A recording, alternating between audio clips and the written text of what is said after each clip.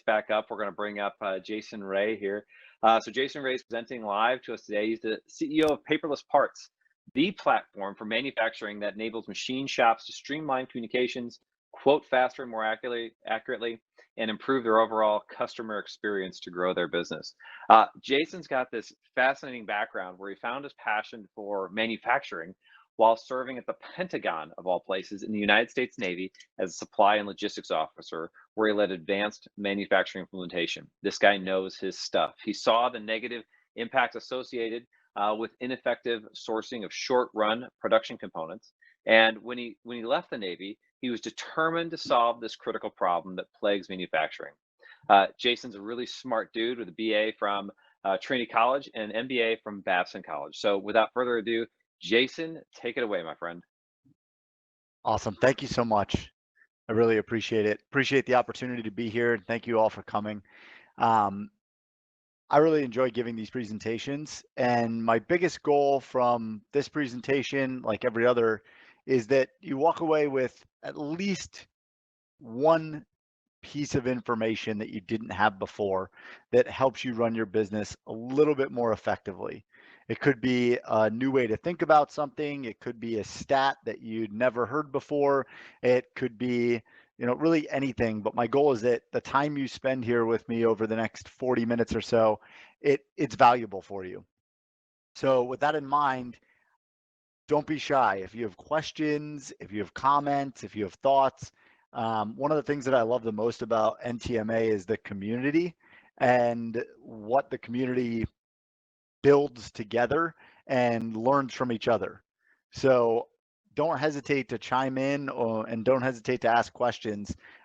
This is for you. So we did a survey of part buyers, and I'm going to talk about that. We went out and we surveyed 400, I believe like 430 people responded to a survey that we sent out asking about their preferences for selecting and deciding to work with job shops, because we wanted to understand specifically how are part buyer expectations changing? How is that going to impact our customers? And is there anything we can do on our end to make sure that whether it's in the software we're providing or in the advice we're providing, that we're making sure that we're aligned with the direction the market's moving?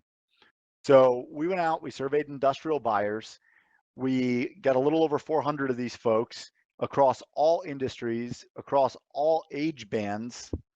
It was definitely more heavily weighted to the 30 and 40-year-old buyers and not really anything over 40. That started to tail off quite a bit there.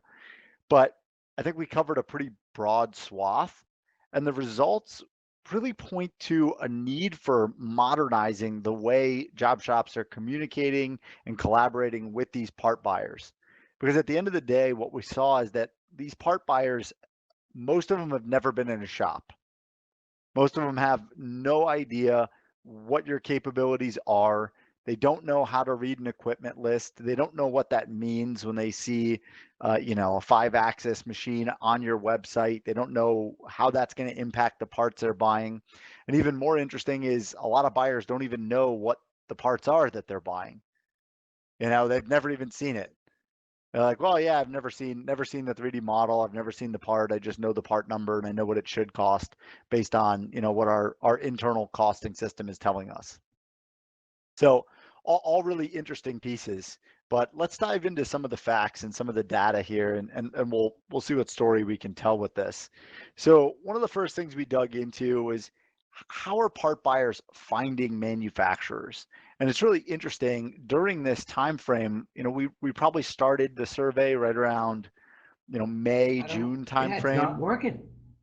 Come on. And down below it's the mic is on, so that I know that. Going, Jason. We're going to keep muting people if they come on. Sorry about that, man. That's okay. Technology is hard. It definitely is. So what we went and we tried to figure out is how are part buyers finding their manufacturers, and more importantly, how has COVID impacted that, and what kind of changes are we seeing in the way part buyers are looking to reshore their supply chains, how part buyers are looking to work with new customers, or excuse me, work with new vendors. So we dug into this and we said, okay, let's ask a few questions that really are geared towards answering that question. So the results were really interesting. One of the things that we found is that obviously the internet is a huge source of part buyers searching for new manufacturers. So what this means is that your website can't be terrible, and you need to have a Google presence. You don't need to pay for it, but you definitely need to create your business on Google, and you need to have a couple pictures uploaded there, and you need to have a few reviews from other customers that have worked with you. It's those very simple steps will help suppliers find you, or excuse me, will help OEMs and will help part buyers find you. The other thing that's really interesting is that referrals stood out as a pretty significant source. So those are both internal referrals. That's another part buyer. That's another, supply chain manager saying, "Hey, we work with the shop. They do a great job. They're highly communicative. They always deliver on time, quality parts." Or it's someone else in their profession that they're networking with at a conference that's just like this, who's saying, "Oh yeah, we just started working with this shop who's amazing." So what that tells me is that if you start to look across how buyers are finding new suppliers in the last year, there's some really easy things you can do to make sure that folks are finding you. Things that are not really expensive, that may only take a couple hours for you to execute on.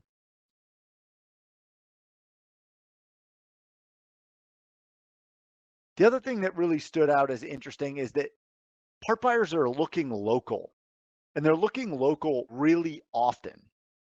So 68% of the time, they're searching for a local supplier first.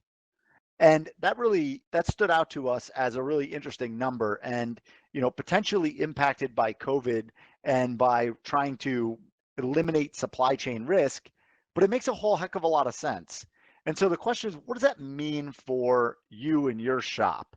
Does that mean if you're getting RFQs from folks that are outside of a certain radius, if you dropped a pin on your shop and you drew a 200-mile radius around it, if you're getting RFQs from further away, you kind of have to ask yourself, should I prioritize these over the local? Should I even be advertising outside of my 200-mile radius? So there are definitely some really interesting ways you can use this data to make your marketing and your sales as efficient as physically possible. So I get the question, how to increase buyer awareness. How do I do that? How do I make buyers aware of what our capabilities are? How do I make buyers aware that, we're a going concern and we can produce components? And there are really simple steps you can take. Your online presence is crucial. You have to have a nice website. You have to be on Google. You got to prioritize your customer service. More than anything, if you're going to get those referrals, if a customer is going to step up and go tell someone else about your shop, you got to provide that level of customer service that makes them want to talk. And you know what? There's nothing wrong with asking people to leave you a review or to make referrals for you. Today, Paperless Parts, our single biggest source of new customers comes from our existing customers referring new customers. I mean, it's incredible. It helps us immensely not waste a ton of money on marketing so that we can invest in our products. I like the exercise of sitting down and identifying every local customer that you could work with. So that's go to Google Maps, draw a 200 to 250 mile circle around your business and look at all the companies that you could be working with locally. Because if buyers are looking local first, those are the people that you can advertise to and you can market to very effectively. You can do it with print ads, you can do it at local events, you can do it in digital media. LinkedIn allows you to control the specific location of where your ads are going to show up and the specific genre of people that are going to see your marketing. You don't want to send that to the world because you're going to end up spending way too much money. And you don't want to send that to the whole country because we already know that buyers are looking local first. So these are just some simple ways that you can go and stretch your dollar a little bit further. You also can invest in tools that help you track and prioritize RFQs. I think prioritizing work based on what you know about how buyers are choosing to work with shops, it'll allow you to say, okay, you know, this job is from all the way across the country. Maybe I just want to ask that buyer first, hey, is this something you're just looking for pricing on, or are you actually willing to buy from a shop that's not in your backyard? And you'll probably get some honest feedback there. A lot of our customers do. So the next thing we dug into is, once a buyer finds you, how do they actually choose to work with you? Like what are the deciding factors that make them say, you know what, I'm actually going to come and request a quote from this shop. So now I've identified that you're a shop, but how do I select you? The overwhelming thing that came out here is that your capabilities are crucial. And even more importantly, you have to be able to communicate those capabilities. So just posting your equipment list on your website doesn't cut it, because modern industrial buyers have absolutely no clue what that means. So you have to find other ways to explain the types of work that are the right jobs for your shop and the jobs that you're going to be able to most efficiently turn around. I talk to shops every day, and a lot of times I hear, well, we make the really hard stuff. We do the stuff that nobody else can do. We do the stuff that has the most critical tolerances. And it's like, okay, that's great. But just posting your equipment list on your website doesn't communicate that. Doesn't help me understand that you're the shop to come to when all else has failed. And don't send me your simple work because I'm going to turn it away. The other thing that stood out here is that your online reputation matters. And this is not just, oh, I have a website, but these are your references. These are your quality ratings. Like, how many stars do you have on Google? You know, these are things that modern businesses today are prioritizing their customer feedback online so that folks can go in and they can see what your reputation is. And even more interesting, buyers are actually looking at your social media accounts. So we had a few conversations with buyers after this survey just to validate that this made sense. And we wanted to know, are you looking at the social media accounts of the shop, or are you looking at the social media accounts of the actual owners? And the buyers were actually going as deep as looking at the social media accounts of the owners and of the employees listed at the shop, because they did that to establish credibility. And they did that to try to understand whether or not the shop was going to pose a risk to them. So I think the big takeaway from this information in this slide is you really have to control your online presence, and you really have to take an objective look at, okay, how do we look to someone on the outside?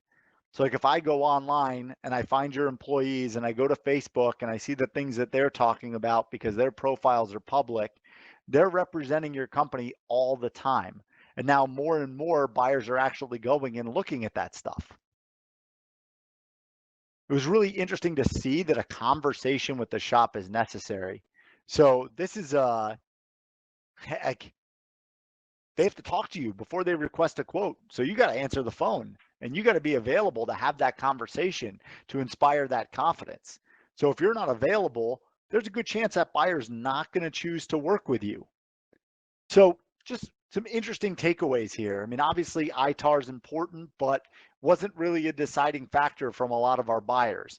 Now, I assume that's because not all of them are from the military and not all of them are buying DoD components. But this is just an interesting way that things stuck out. Let's talk about some of the key takeaways here. I think one of the challenges that shops face today is that the more concentrated your revenue sources are, you're taking a much more significant risk. So buyer concentration and customer concentration is definitely a concern. And the way to combat that is to go and get new customers, work with new companies, because especially when I'm looking at COVID and I'm looking at the challenges that shops have faced, customer concentration is the thing that has closed the doors of a lot of shops today. So what I would encourage you to do in order to attract and get new buyers, get new companies, new product lines, new industries to work in, is you got to communicate your shop's capabilities. If you don't list on your website the industries that you can support or the industries that you will do work for, you can almost assume that a buyer is going to say, oh, well, you know, they only list aerospace, so I'm not going to request quotes for the medical work that we do, or I'm not going to go request the marine or, you know, the energy or the semiconductor quotes that I would go to them for. And we may not think about that because they're like, okay, I can make almost anything in my shop. And I've got my equipment list, so send me your quotes. But a lot of buyers don't understand that. So you got to communicate really well what you do and who you do it for on your website. I think it's worth getting certified. There are a lot of programs from the MEPs that will help you cover the cost of ISO, AS9100. It is absolutely worth it because that's the thing that's going to help buyers understand that you can support them in their industry. I also think it's worthwhile to consider bringing in tools that are going to support secure internal and external communication. So what you're doing is you're making it much easier for your estimators and your coworkers on the floor to communicate with each other and then directly with the customers if need be. What that does is that increases buyer confidence. It's also going to make it so that that buyer feels really good about recommending your shop to colleagues. All right, so where do buyers send RFQs? Dug into this, and the biggest thing we found is that you are actively competing with sourcing networks. I mean, no kidding. These sourcing networks, they're turning quotes around in hours, they're turning parts around in days, and there's 24/7 live customer support. They have incredible online presences, and these companies collectively have raised over $500 million to go capture buyer attention. So you are actively competing with these companies every single day. And to validate that, because I say that to a lot of people and they're like, yeah, no, my buyers are not looking there. Here's what we found. 48% of both prototype and production buyers, they either always or often send their RFQs to sourcing networks. I mean, that's pretty incredible. Even if they're just doing it for a benchmark on pricing, they're still going to these sourcing networks. And when there's an urgent need, buyers are going to them first. They're not coming to shops. And the reason is they have almost infinite capacity. They always respond and they're always responsive and they're highly predictable. And so what that means for the buyer is, hey, if I have to get something on order today, I know there are a few places that I can absolutely do that, but I can't guarantee that I can do that with, you know, an individual shop. So this is really interesting, and it's really important to keep in mind who you're competing with and how that competition looks. So let's talk about what this means. I'm going to make my screen a little bit bigger here. So I think it's important to understand that a buyer's job includes three things. The first is I'm responsible for getting parts on order and getting all of my parts on order. I'm also responsible for getting those parts on order to be delivered on time. And then lastly, I'm responsible for doing that on a budget. And typically that's the order in which buyers are measured. And so buyers are really responsible for mitigating risk. And COVID, more than anything, has highlighted the way the risk mitigation calculations are done.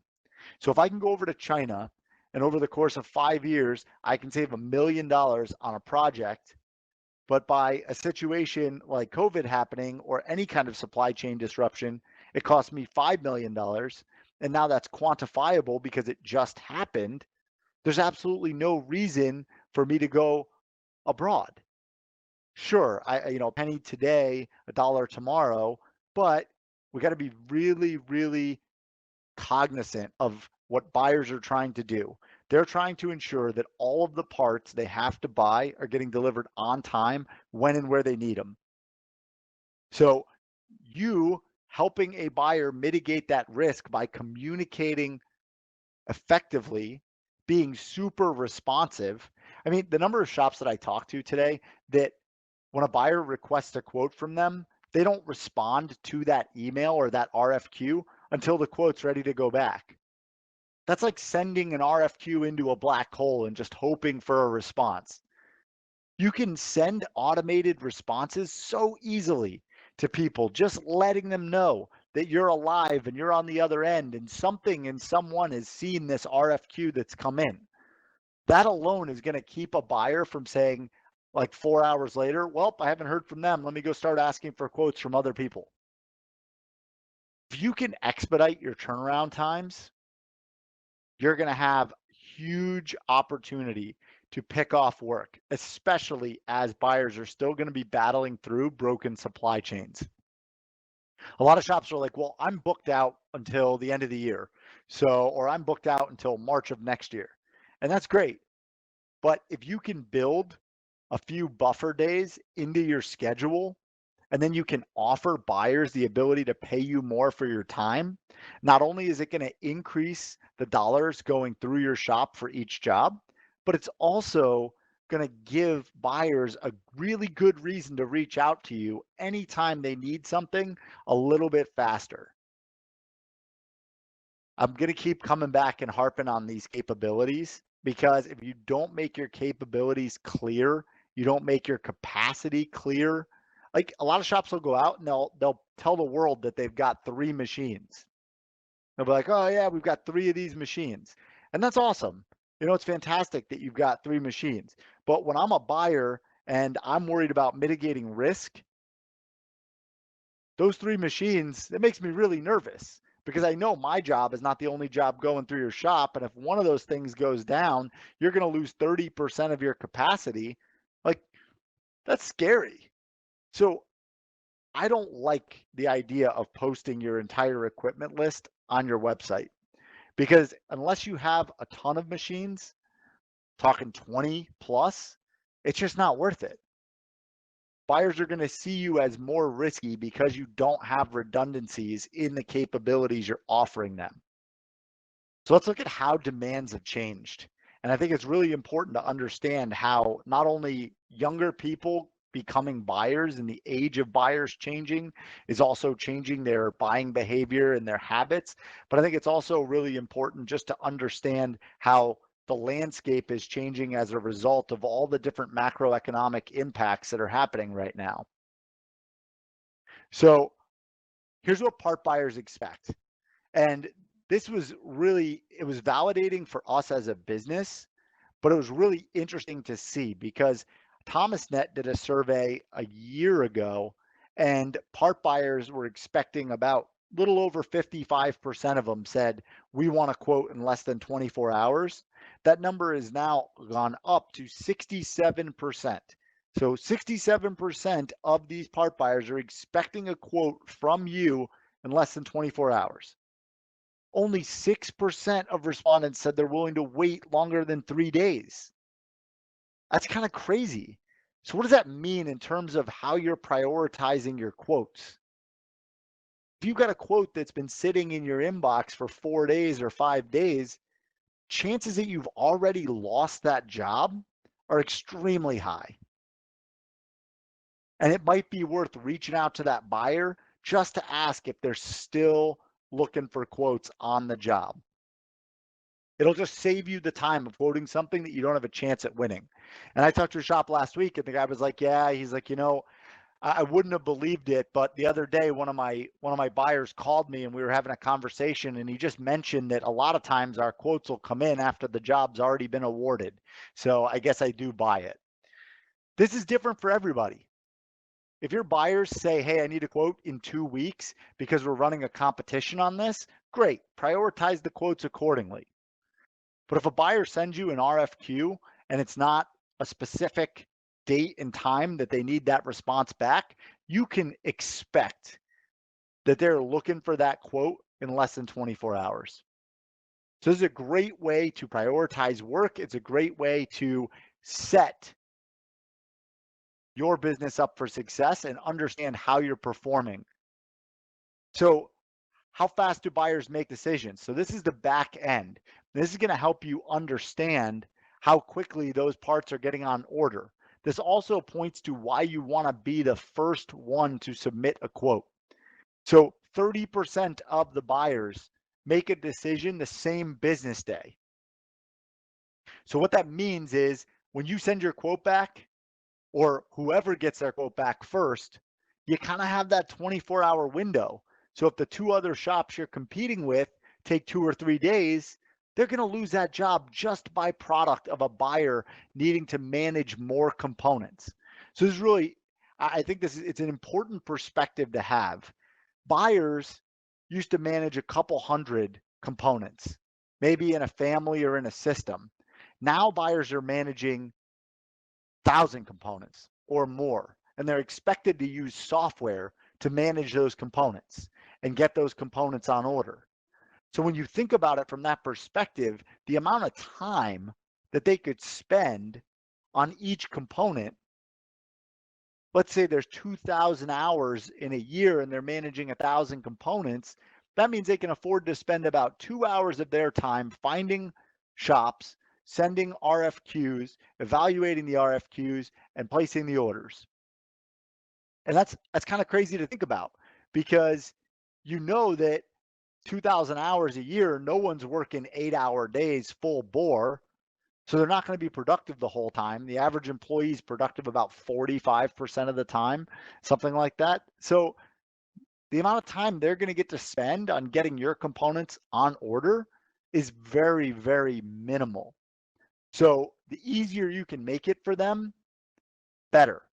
What this also tells me is that if it's been more than a week and you haven't gotten any feedback on your quote from the buyer, you probably lost the job. But what it also tells me is that following up the same business day is going to make a huge impact on your win rates. So my co-founder, a lot of folks know my co-founder, Jay Jacobs, started Rapid Manufacturing in Nashua, New Hampshire. And one of the things that they discovered there, they were sending about 120,000 quotes a year. And the thing that they discovered is that the fast quotes had an enormous impact on their win rate. But the second thing that had the biggest impact on win rates and winning jobs was the post-quote phone call. Quote goes out, pick up the phone. Hey, just sent you the quote. Wanted to make sure you didn't have any questions. Would love to talk you through it quick. You would be amazed at how big of an impact that has on getting these same day commitments on the quotes that you're spending time to put together. So definitely something to think about as you're looking at the quotes that you've sent and what might still be good opportunities and what's probably, the ship has sailed. So speed definitely matters. And we talked about expedites before, but I just want to highlight this. 92% of buyers are willing to pay extra to get their parts faster. That's like a really incredible stat. That means if you communicate, most of us send a quote with a single lead time and a bunch of quantities for those lead times, or excuse me, a bunch of lead times for each of the quantities. So if a buyer comes in and is like, I want you to quote me 1, 50, 500, and 5,000 of something. Well, you're going to go in, you're going to put together a price for each of those, and you're going to put together a lead time for each of those. But what you're not communicating is the fact that if that buyer wanted to get those parts faster, well, they can do that with your shop. So it's really important to communicate that, because buyers don't always communicate up front when they are willing to pay more to get their parts faster. So what that tells me is you could be the lowest priced shop and still lose a job. So even if your quote comes in the same time someone else's quote comes in, and you quoted 6 weeks and the other guy's more expensive but quoted 4 or 5 weeks, you'll lose that job. Because the buyer's job is mitigating risk. Something that mitigates risk is getting parts delivered faster, so I know I'm going to have everything I need that needs to get incorporated into whatever system it is that my company is building. So it's just really important to think about that. Give your buyers options because they're willing to pay you more for it. And it's super important to communicate the value of your time. I think a lot of shops today, you kind of take it on the chin for buyers. The buyer sits on your quote. They don't send you the PO really fast. They ask you to shave a couple weeks off because they've been delinquent. And at the end of the day, you're not getting paid anymore for the overtime you're working. You're not getting compensated for having to bump jobs around or come in on a Saturday or Sunday. So we got to communicate the value of your time. This was really interesting. We've always had this idea in our minds that engineers who are buying parts, prototypes specifically, or really low volume, they're willing to pay with a credit card. But hearing it from the part buyers that they also have the ability to pay with a credit card was really interesting. So 45% of buyers can make credit card purchases up to $5,000. That's really interesting. And it's interesting for a couple of reasons. When that credit card swipes, you get your money up front. So this is not, hey, it takes me 2 weeks to make the parts. I got to buy the materials. Then I ship the parts and then I get paid in 30 days. So now we're 45 days, 50 days out from when you had to lay cash out to buy the materials. That's really big if you can get that cash up front. What it also tells me is that you really need to understand what your buyer's credit card limits are. Because if your buyer can spend 10 grand on a credit card and you're about to quote 10,050 or 10,200, you're really not doing your buyer or yourself any favors. Same goes for if you're about to quote 9,000. We could probably quote 9,500 and still win that job because you're making it really easy for your buyer to swipe the credit card and walk away with it, knowing that the parts are on order. So the question is, how can your shop meet buyer demands that are ever changing? And there's some really simple steps that I think you can take here. Automation is key. And it's not just automation on the shop floor. I find that a lot of shop owners really focus on, how do I get the most out of my most expensive assets? How do I try to drive efficiencies and do lean and do Kaizen events to improve parts flowing through my shop? It's time to look at your front office. So whether it's manual data entry, over engineering quotes, any of the things that's slowing down your ability to send a quote back to the customer quickly. And I'm going to give you an example. We had a new customer start with us probably 4 months ago. We watched them quote in Epicor and we counted the clicks. It was 186 clicks to quote in Epicor. And now with Paperless Parts, they are quoting 16 clicks. That's it. So that's an order of magnitude reduction in the number of clicks that an estimator has to execute to send a quote out. It's incredible. Absolutely incredible. So it's really simple to automate some of those steps. And what that's going to do is it's going to go back to those other slides and that other data we were looking at that allows you to send quotes faster. It allows you to meet buyer expectations, and it allows you to build a reputation so that buyers are referring you to other buyers. I also think it's really important to invest in tools that provide insights into the status of your quotes. So when you send a quote out to a buyer, a lot of times it's like you're throwing something over the fence and then you never look at it again. You go on to the next quote, and the only time you're ever going to look at your first quote is if you get a PO. You got to follow up. You got to know when a buyer has opened that quote. You got to have a system. Today, software businesses, and I can speak for SaaS businesses like ours, We use tools like Salesforce and HubSpot to see when people are opening our emails, to understand, hey, I emailed this prospect. Have they even seen that email yet?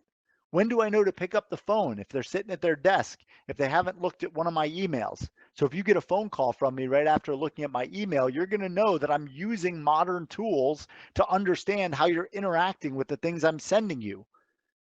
Same thing is true for the quotes that you're sending. You should know when a buyer opens that and how many times and how many different people have looked at that quote based on their IP addresses. Just giving you the same competitive advantage that other industries have been using for a decade. Always offer expedite options. I don't need to belabor that point. Seriously, so many people will push back on this and say, we're a 6-week shop. That's how many weeks we have. And at the end of the day, when I ask the question of, well, what if I paid you 10 times as much for this part? You think you could do it in 3 weeks? The answer is always yes. So figure out what your price is and communicate it. Because if you do that, even if it's out of the ballpark, it's so expensive, it doesn't matter. What you've just done is you've sent a message to the buyers that your time is really valuable. So don't sit on my quote. Place your order fast because our shop's time is really valuable. And you can communicate that in a lot of different ways. Hey, we're really busy right now. Our customers love us, so they kept coming back through this difficult time, buying a lot of parts from us. We've been helping reshore other supply chains. So, if you need these parts faster, we can definitely shift some things around, but our time is wicked expensive. Easy enough. And I definitely think you should be letting your buyers use credit cards to check out. Make it really easy. Your buyers, as much as they want to talk to you in the beginning to make sure that you have a pulse and you're not going to be a risky shop to work with, they also don't want to talk to you when they're placing their orders. They want to swipe a credit card, know it's on order, and get on to the next of, hundreds of parts that they're supposed to manage and get on order. So I'm a big fan of trying to give you some takeaways that are easy to remember. Hopefully these are valuable for you, but we'll just run through them. And this is a little bit of a kind of a summary of what we just talked about. 1, a little effort on your website and a little bit of intentionality is going to go a really long way. You don't ever want someone coming to your website saying, I wonder if they work with my industry. I wonder if they can make my types of components. Gallery is great. It used to be great, but you know what a gallery says to people? A gallery says, I wonder if they got permission to put all of these parts on their website, or if they're just cavalier with my intellectual property for the parts that I'm sharing with them. So if it doesn't say on your gallery, permission has been given to us by all of our customers to show these parts, your gallery is sending the wrong message. So a little bit of effort goes a long way. You got to communicate your capabilities in really plain terms. We can make these size parts. We can make this complexity of part. There is no part too complex for our shop. Whatever you need to say, you got to put it in really simple terms, because you got to assume that that buyer has never set foot in a manufacturing operation. Never.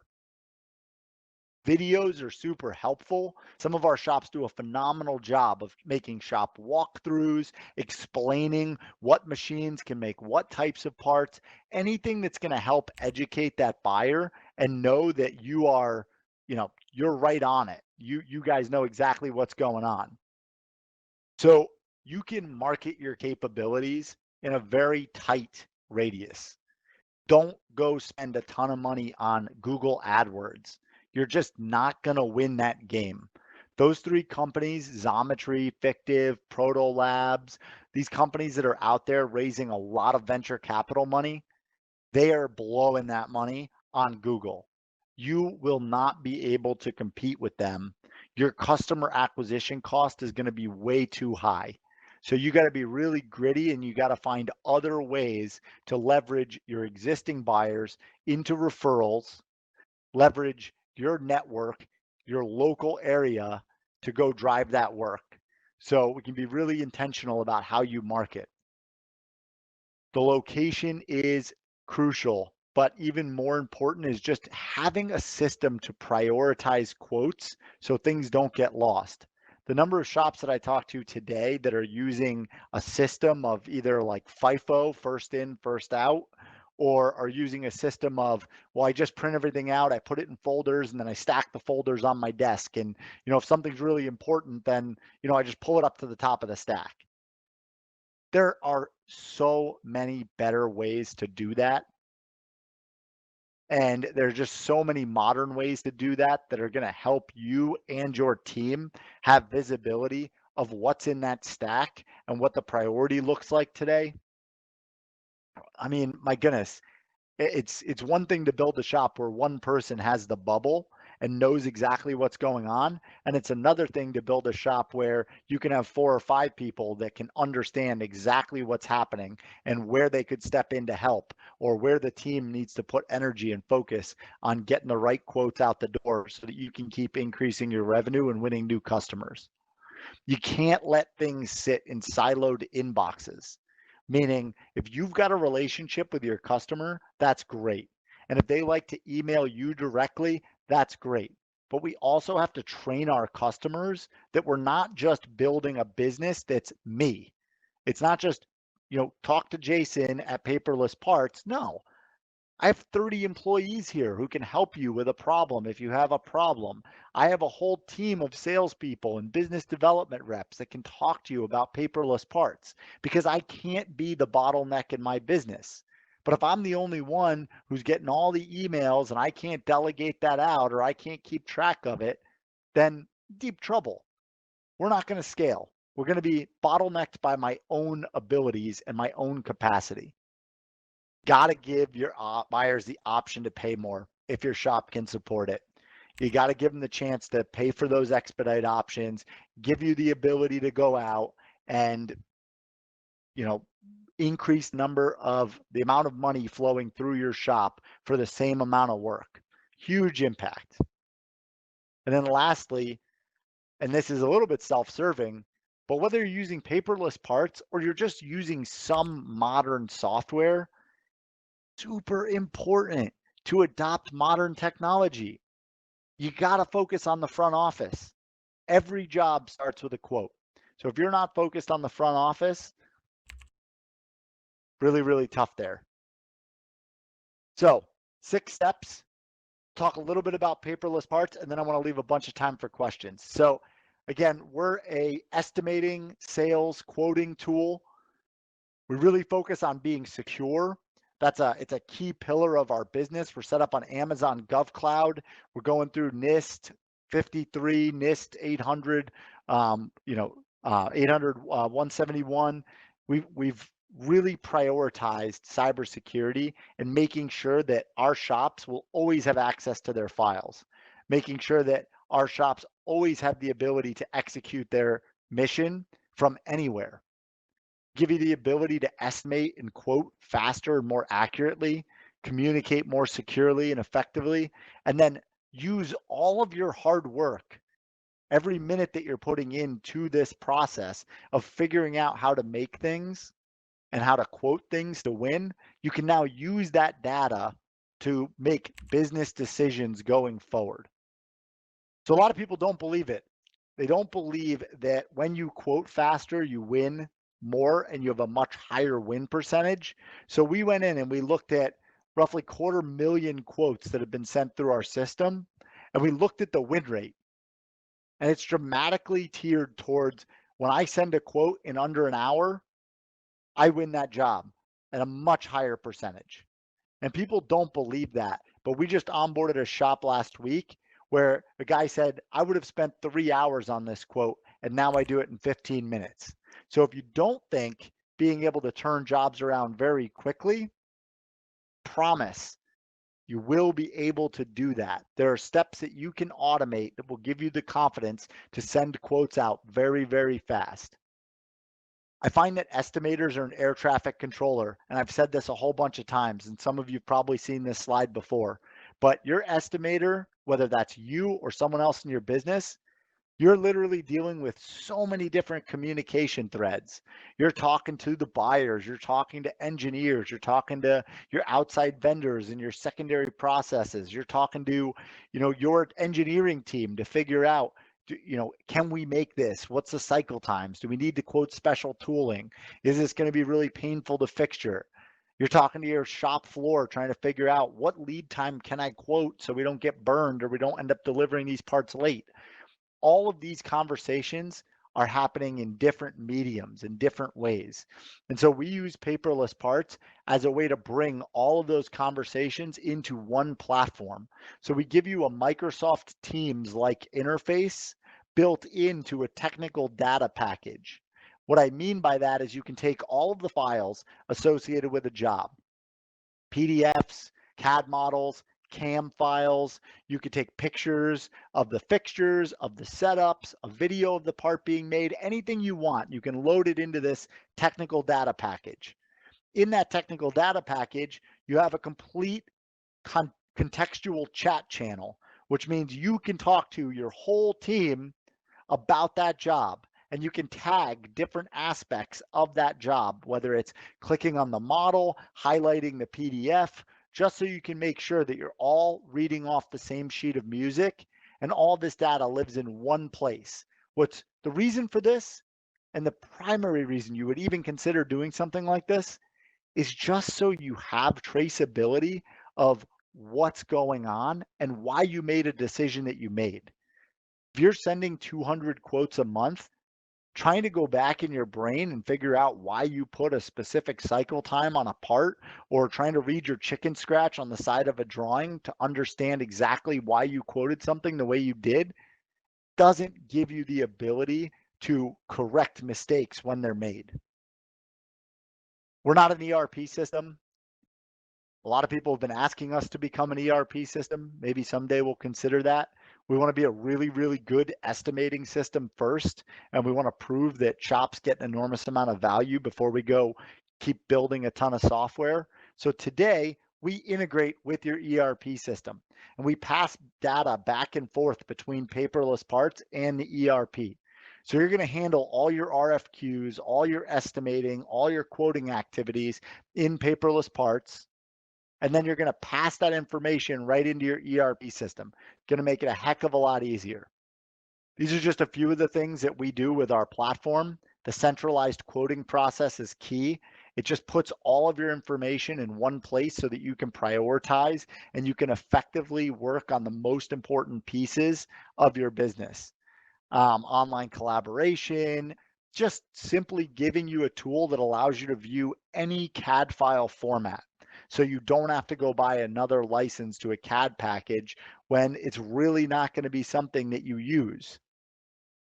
And again, we're ITAR compliant, which I think is a key piece of our platform. So we work with a lot of shops. We have shops all across the country making all different types of components, whether it's milling, whether it's turning, whether it's sheet metal, water jet cutting, wire EDM, you name it. We use the geometry of the part to help you quote that more effectively. Is it going to be instant? Are we going to replace your skilled estimators? The answer is no. And a lot of people are like, well, then what do you do? Well, we make your team more efficient so that your team can do more. Got to give people the right tools. I was in the Navy, and I had a master chief one time that sat me down and he said, look, we owe it as leaders to give our sailors the tools, the training, and the opportunity to be successful. And if we don't do that, then we're not doing our jobs. So what this is doing is you're enabling your team to do things more effectively, and you're giving them the right tools for every job. We work with a lot of different companies. We've got 5-star reviews across the board. It's been really awesome getting to know this industry, getting to know all the different NTMA members. And through our affiliate partnership with NTMA, what we're doing is we're going to discount the onboarding fee. So we charge an onboarding fee with every single implementation of Paperless Parts because we spend a significant amount of time with you making sure that your team is trained and that you're set up for success. So we're going to cut 25% off of that as a thank you for being awesome community and being NTMA members. And you know, I think it's more than we're more than happy to take that off to make sure that we can support this community. So I'm happy to take questions. You can email me directly. I'll put you in contact with the right person at Paperless Parts to answer your specific questions, or I'll answer them myself. But I look forward to the opportunity to meet each of you. And if there's something I can do to help, I'd be more than happy to do it. Jason, that was awesome. Great job, man. I know personally we've built over 100 manufacturing sites in the past 5 years, and the amount of people who push back on just simply like putting up the industry listings there or accepting credit cards is huge. And over half of the websites that we've taken over, I swear the contact form, like it's a simple contact form that goes to some abandoned or siloed, as you put it, email box, or it goes to the owner who just assumes everybody else is on it. And it's amazing how companies are they're letting these great opportunities and leads kind of just slip through their fingers. So I think your points were spot on. Great job, man. Thank you so much. I appreciate it. I'm